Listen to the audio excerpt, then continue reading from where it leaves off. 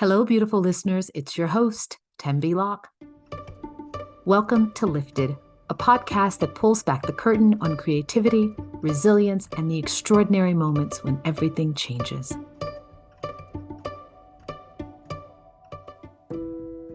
Today, I am thrilled to welcome Shiza Shahid to the podcast. As the co-founder and the CEO of Our Place, the co-founder of the Malala Fund, and the founding general partner of Now Ventures, Shiza is a visionary entrepreneur and a powerful force for good in the world, using her voice and platform to empower, inspire, and connect people across countries and cultures.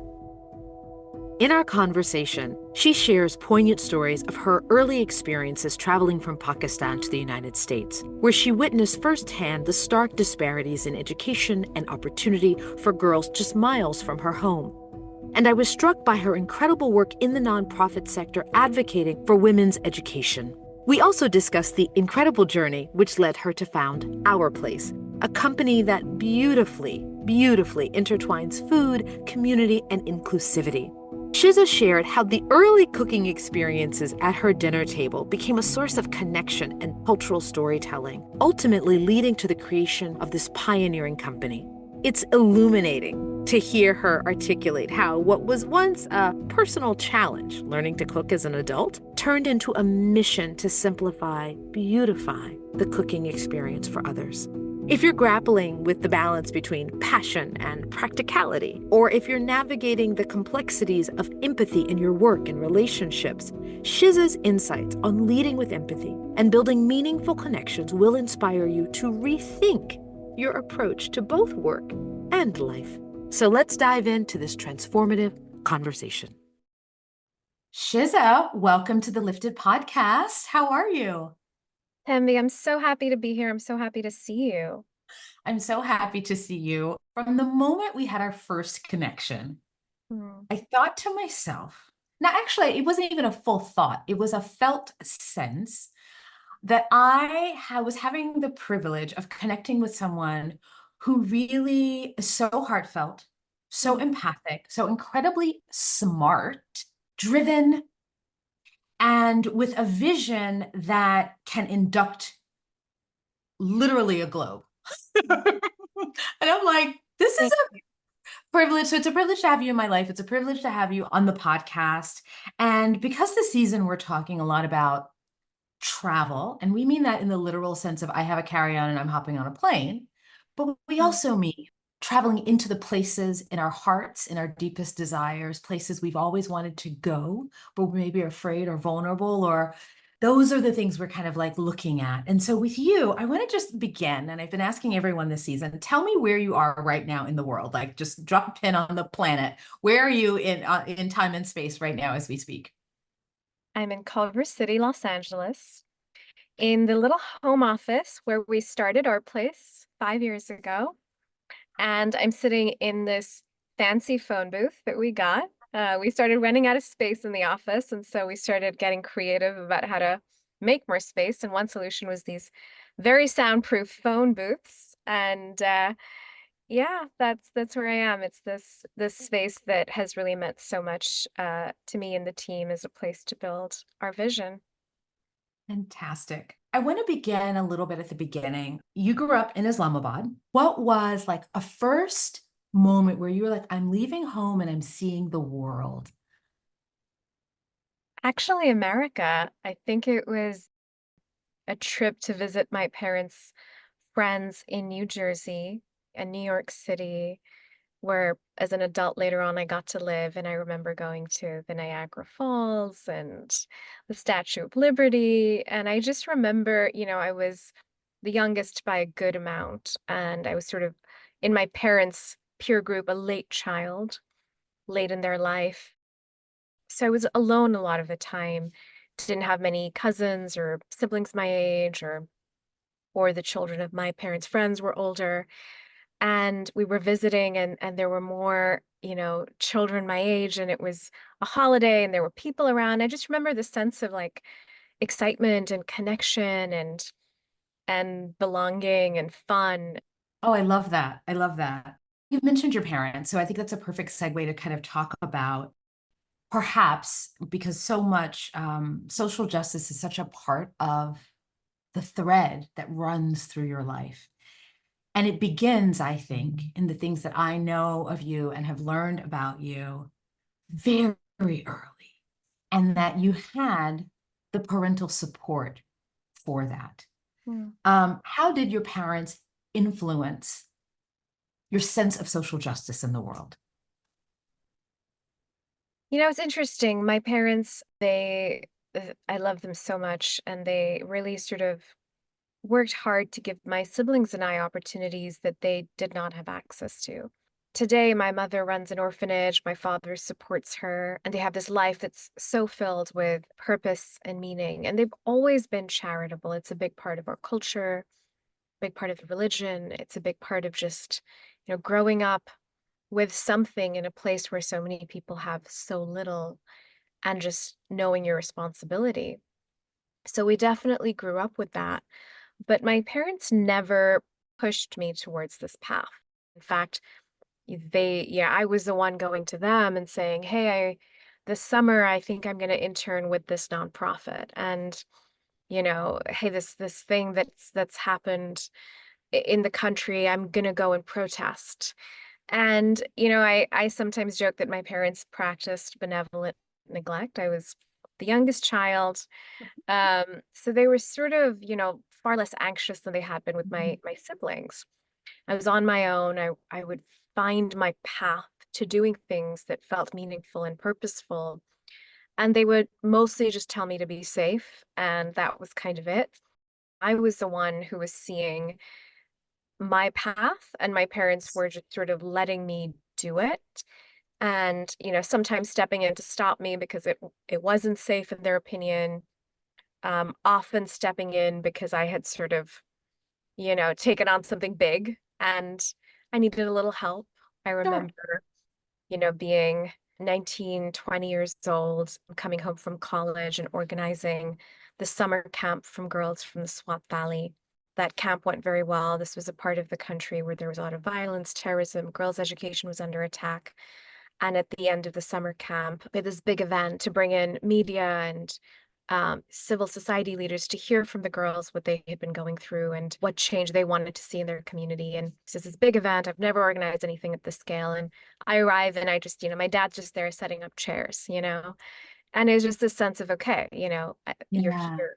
Because in conversations that I've heard you have, I hear this distinction between your life growing up in the capital city as Mm, a young woman who has access to education, supported, and then traveling, and you can tell me the geography, 2 hours, 1 hour, 3 hours outside of the capital, and young women, your peer group, having a completely different experience. There are two different worlds happening so yeah. close together for women. Can you Mhm. speak to that a little bit? Yeah, I mean, it was even closer, even in the Mm, city itself, right there. This is Pakistan's a beautiful country. It's got incredibly generous people, delicious food, so much rich history and culture, but it's a very poor country. And, when there's poverty, women and girls often bear the brunt. And when there's a collapse of social services, so no good public education and lack of work opportunities, girls will often be kept home and not sent to school and sent to work and married off early and have children early. And so it's sort of this cycle that really women and girls bear the brunt of in so many ways. And so even far closer, even, in our neighborhood and neighborhoods next door, you would really see women and girls being denied their fundamental rights, being denied opportunities, and having their potential, their dreams limited. And I think, even within my own peer group, right? I think that there were a lot of expectations that my friends had to deal with from their families, from society that they internalized, and I perhaps more frequently rejected, that really took away their ability to dream big, to go out there and build careers and be independent and, be financially not dependent on someone else, and be able to make, decisions from who they chose to marry to how they chose to spend their lives, their intellect, their creativity. And so there was a real sort of limit on freedom as well for women. And I feel very fortunate that I was able to chart a course that has given me so much freedom. But I'm very aware of the fact that a hell of a lot of that is luck. And I could have very Yeah. easily lived a very different life. And it seems like you were acutely aware of that very, very, very early on. And the part of you that, whether it was cultivated, you were born with it, that sense, that calling to be Mm, of service, right? yeah. And so when you do realize to some degree sort of the bigger opportunity to be able to even leave your home country and come to the United States, study at Stanford. I think Mm. this is your first time really leaving home. And I had been on this path of, volunteering, protesting, organizing, advocating. And I do think, while I had never planned it, I'd never planned to be in the United States. It was that work that got me here, right? It's hard to get into a good college with grades alone in the No, States, it's the right? work. It's the work. It was that set me apart. And so, of course, to me, it was almost a signal that the work I was doing was important, and I was coming here to continue it. But in some ways I had to pause it because I had to go to class and write papers and, figure out how to be a college student. And so I think that part was a little bit tricky for me. And there was a part of me that looked back on that experience and said, oh, I wish I had known how to just enjoy it, right? Just Mhm. have the typical college experience. And yet, had I done that, I wouldn't have done the things that got me to where I am today. And so that's the thing about life, is you can't swap out a variable and still end up in the same place. That is so beautifully said. And I think a lot of people listening will resonate with that because we can run these alternate timeline theories all day long. But the reality is, it is the result of various choices and circumstances and moment to moment that is making the life that we have. And it is while you were in college that you were inspired to co-found the Malala Fund. Yeah, when I was in college, that I learned about what was going on in the Swat Valley of Pakistan, where there was an armed insurgency by a terrorist group linked to the Taliban. For a while, they were able to gain control of the area. They started blowing up schools, burning books, they declared an all-out ban on female education. It really was, something out of the dark ages. And here I was at Stanford getting this incredible education. Girls 200 miles from my home were being told they couldn't go to school. And that's when I decided I had to raise awareness. And so I went back and I created a summer camp for girls from the Swat Valley to share their stories, to advocate for justice, for education in their communities, to raise their voices, really. And that was where I met a then 12-year-old Malala. And it was 3 years later, when she was shot by the Taliban, that I ended up partnering with her to co-found the Malala Fund. And so, really it is sort of all these things that are set in motion, these small decisions that become big things, right? These small interventions, just wanting to help one girl, that became, a global nonprofit several years later.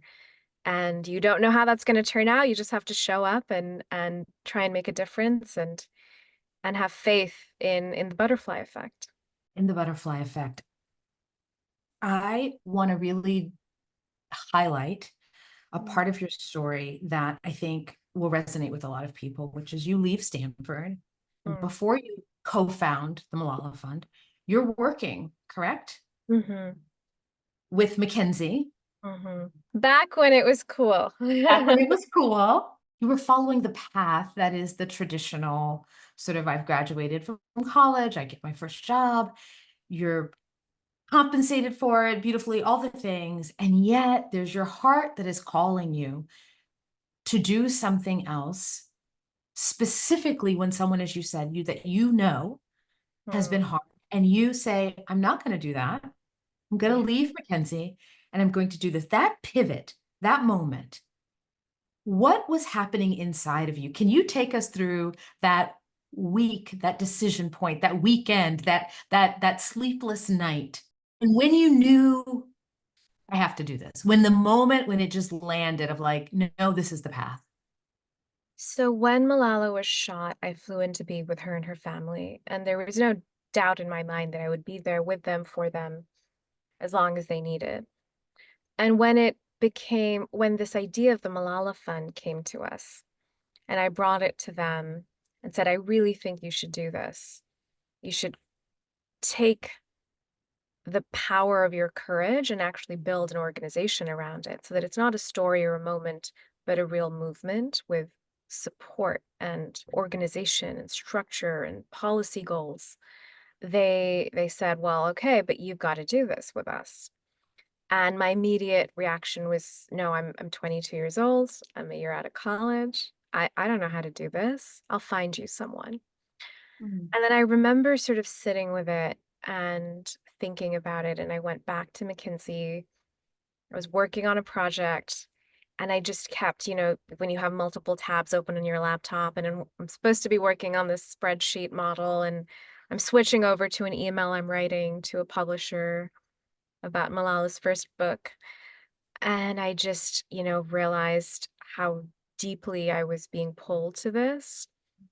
And that was one half of it, just like acknowledging that I had to do this, which I've had these moments, I think we all do many times in our life, where it's like, this is what you have to do. Mm-hmm. Um, and it, and the other side of it was a conversation with a friend who said to me, what are you afraid of? What's the worst that can happen? I was like, well, you know, this could all fail. Like, where, who knows if people are going to care or invest in this beyond the breaking news cycle. I could fail at it. And he's like, okay, let's say that happens. What then? Are you unhoused? Do you not have a place to sleep? I said, no, yeah, my parents would let me crash. And he's like, Yeah. okay, so you still have a Stanford degree, and you have, you're at McKinsey, and you would have tried to build something, and, met some great people along the way. I'm like, well, yeah. And he's like, so then you could start over.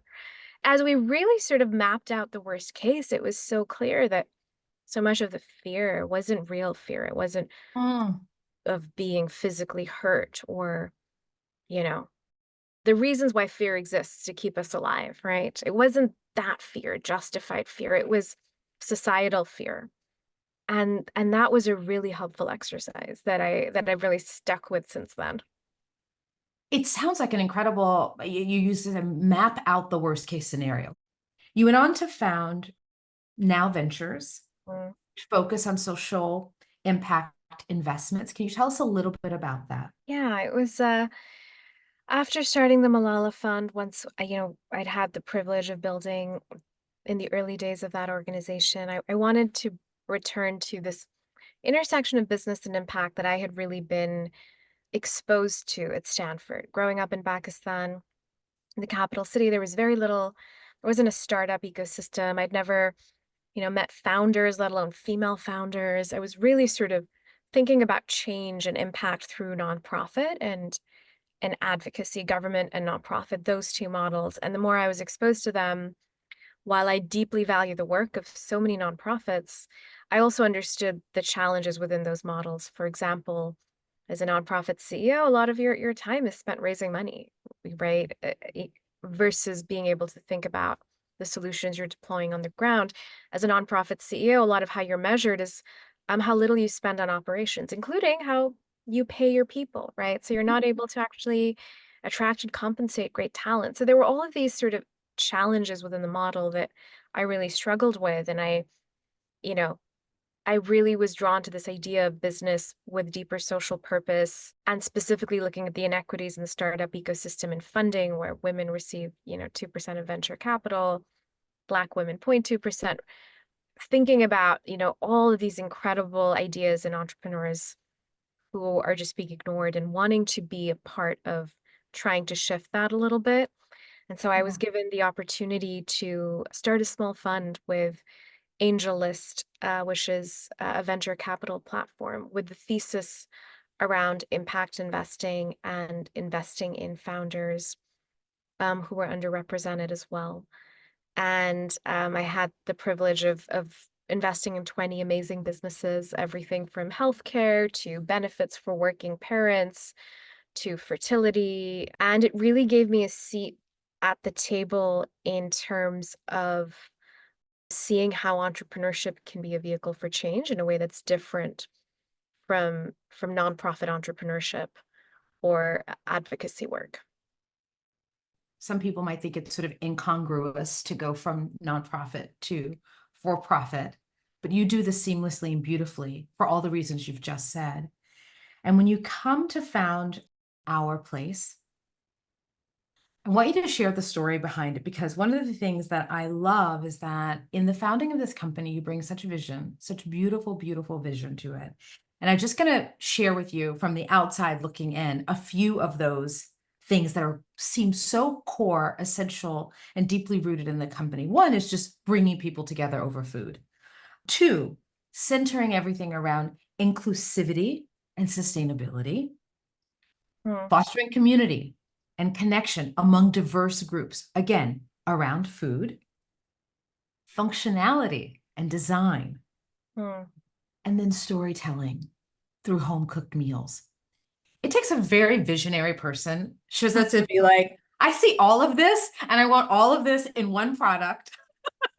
And I want it in one, literally what began as one pan. Talk to us about how you first got the idea for it, and then how you took these diverse pieces and put them all together in this company as the bedrock of its vision. Yeah, thank you. Receiving all of that with gratitude. I would say, I'm an immigrant. My partner's an immigrant. We literally found our place in America by cooking food and having people come to our dinner table. We love the sense of building community around food and really believe food is the source of reconnection to our bodies, our food systems, our culture, our heritage, our community, our traditions. And for me, I was learning to cook as an adult in America.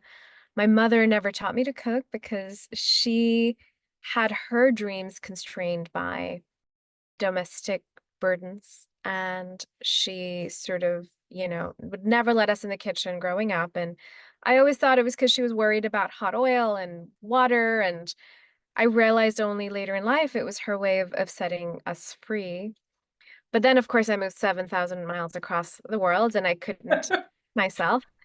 And this thing that was meant to empower me became incredibly disempowering, that I couldn't nourish Mhm. myself. I started learning to cook, and I remember walking into a kitchenware store in America for the first time and being really sort of overwhelmed by, rows and rows of pots and pans and avocado slicers and cherry pitters and strawberry corers, and do I need all this stuff, and what's a saucier?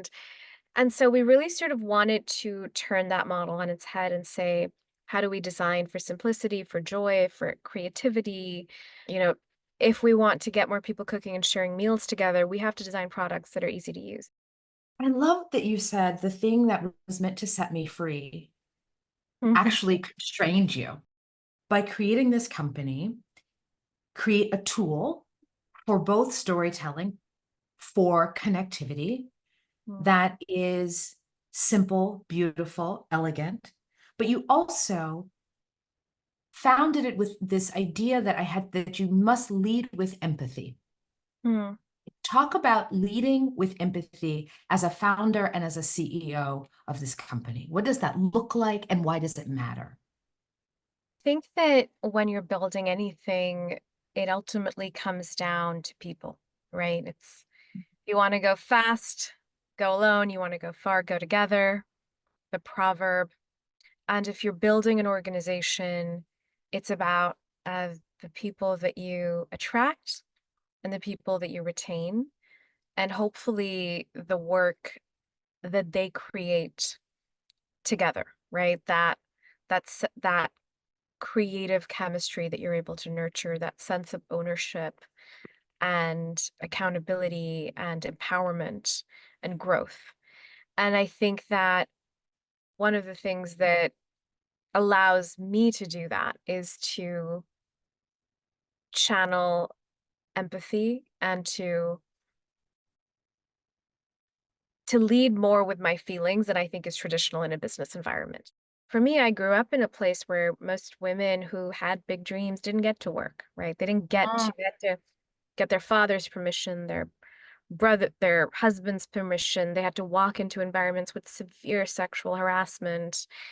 And for me, work and meaningful work has been just such a joy. It has been the sense of falling in love, over and over again, and so much meaning and so much belonging. Part of the way that work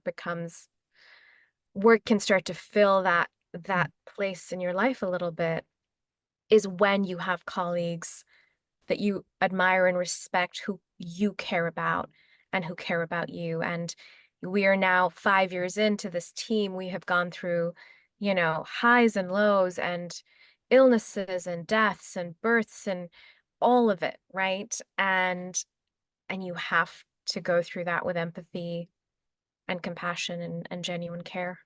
I want to ask you about how you stay connected to your mission in the face of a changing economy, globe, marketplace desires, even your own internal changes of what matters to you. Do you have a practice each morning, some sort of ritual, journaling? What keeps you centered? I think the mission it's so fundamentally connected to who we are as a brand and as a business. It's hard to separate one and keep the other, right? Our Mm. products, we design products that celebrate culture. We call them tradition wear. It's not just a mission, it's our product philosophy, it's our design philosophy, right? And it's our packaging, it's our storytelling. I really tried when I built this business to infuse who we are and what we value into everything we do, rather than having it be an add-on, right? Because an add-on is easy to take off. It's like, this is the business, we do business as usual, and then we donate X%, right? Times get hard, we stop donating the X%. We didn't build the business that way. We built it infused with our mission so that it's not something you can subtract. It just is. When I speak to founders and entrepreneurs and CEOs who are thinking about impact, I always say, it's not, impact 1.0, sort of you buy a shoe, you donate a shoe, right? But rather, you know, you think about, if perhaps you need to build, an artisan collective where you're making shoes in the village. So you're providing jobs and benefits, right? You're really sort of thinking about impact in a more holistic way. And then for me, I would say practices that keep me grounded. It's because it's so all consuming. And I really do believe that that is okay. When you're doing something hard, it can be brave to give it your all and to Mm. not hold back. There are times to work hard and to push yourself and to see what you're capable of. And if you don't, perhaps you'll always wonder. And there are seasons, and I've had those seasons where you can slow down and, take long walks on the beach and do yoga every day and read many books. And I believe that there are times for all of it, if you're lucky, and you don't have to try and do it all at the same time. My podcast is called Lifted. Hmm. I would be remiss if I didn't ask you who has lifted you up in your life. Hmm. My husband, for sure. My husband's also my co-founder. You've met him, so we are Yes, Amir's pretty. fantastic. We kind of do everything together. We work together. We live together. We travel together. We binge watch television shows together. So we have we're pretty lucky. I'm pretty lucky to have that relationship. And I think coming from a culture where, so many women's dreams were cut short by the men in their lives. And, forget the culture I came from, the culture I'm in today. Still, here in the United States, there is really sort of still, I think, a lack of true equality in marriages and partnerships. men who truly support their partners' careers. It's still something that I find so rare as I look around me, and I've been very fortunate to have true partnership there. I'm going to finish up by asking you, how do you envision your legacy? I know that's a big question. You know, as someone who lost someone early in life, I always know that we're living a legacy, whether we know it or not, right? Because we're leaving behind an imprint on those who we've interacted with briefly or for long. Legacy doesn't have to be a foundation or a company, and it can be. Mm. But what impact do you hope to leave on the world? Yeah, I like the way you framed it, because I think legacy can often feel very grandiose, right? And the sense of wanting permanence on a planet and a universe that is impermanent. So I don't aspire to that. I think it is ultimately about love. It's about, are there people who loved you, who you loved? Was there deep joy in your life? And did you, create deep joy in their lives? And, when you're gone, will they tell stories? Will they hold on to something that you inspired? Will they be okay because you gave them something that will make them okay in a world without you? Those are, I think, the things that are important, and the things that every human can leave behind, that kind of legacy. And if there's more, there's more. I always joke we're moving from this home office to a new office soon. And most of the team is very ready because, we've outgrown this space, so it's a little crowded now. And I say I'm going to miss this place so much. And I always joke that if, one day, the company can afford it, I'll come back and I'll take this house and I'll turn it into the Art Place Museum. And we'll keep, all the first prototypes and each collection and the story of how we started. So, maybe we'll do that as well. Shiza, I love this potential legacy. I co-sign on that for you. I hold that vision for you. That sounds absolutely wonderful. I thank you for being with us today. I thank you for this conversation. And I cannot wait to get this cookbook. There will be links for everyone. And I can't wait to break bread again with you very soon. Thank you so much. Such a pleasure to be with you today. Lifted is developed, written, and produced by me and my one-woman producing team, Celia Cates. It is edited by Jamie Moss. Thank you for joining us. Stay tuned for our next inspiring episode.